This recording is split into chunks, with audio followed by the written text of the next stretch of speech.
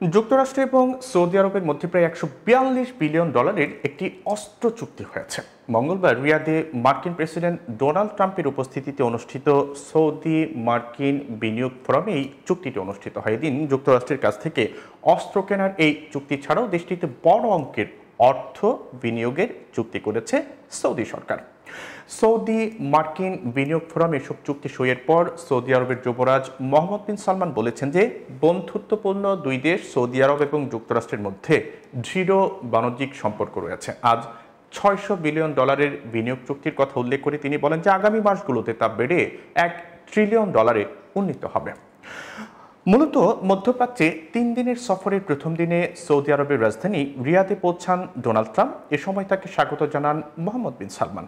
এরপর দুজন প্রাথমিক একটি বৈঠক করেন। পরে সৌদি মার্কিন বিনিয়োগ ফোরামে দুই দেশের মধ্যে এই চুক্তিগুলো স্বাক্ষরিত হয়। হোয়াইট হাউস বলছে যে এদিন সৌদি আরবের সঙ্গে ইতিহাসের সবচেয়ে বড় সামরিক সরঞ্জাম বিক্রির চুক্তি হয়েছে যুক্তরাষ্ট্রের।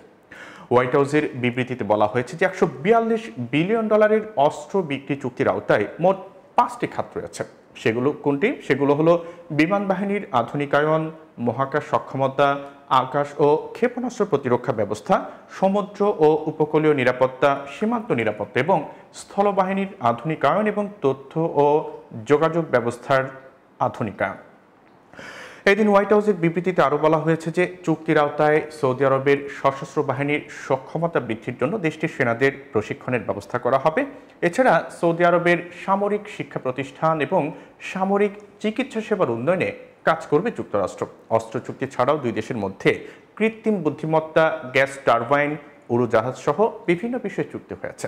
চুক্তি স্বাক্ষরের পর মোহাম্মদ বিন সালমানকে অসাধারণ একজন মানুষ বলে অভিহিত করেছেন ডোনাল্ড ট্রাম্প। ট্রাম্প বলেছেন যে সৌদি আরব একটি চমৎকার জায়গা, এখানে চমৎকার সব মানুষ বসবাস করেন। সৌদি আরব সফর শেষে বুধবার কাতার যান মার্কিন প্রেসিডেন্ট। সেখান থেকে বৃহস্পতিবার সংযুক্ত আরব আমিরাতে যাবেন তিনি। তবে মধ্যপ্রাচ্যে এই সফরের সময় ঘনিষ্ঠ মিত্রদেশ ইসরায়েল ভ্রমণের কোনো পরিকল্পনা নেই ডোনাল্ড ট্রাম্পের। এমন সিদ্ধান্তের কারণে ট্রাম্পের অগ্রাধিকার তালিকায় ইসরায়েলের অবস্থান নিয়ে এই মুহূর্তে প্রশ্ন উঠেছে। ইসরায়েলে না গেলেও মধ্যপ্রাচ্যের 3 দেশ সফরের সময় বৃহস্পতিবার তুরস্কে যাওয়ার আগ্রহ দেখিয়েছেন ডোনাল্ড ট্রাম্প, যা নিয়ে এখন বিশ্বব্যাপী আলোচনা চলছে।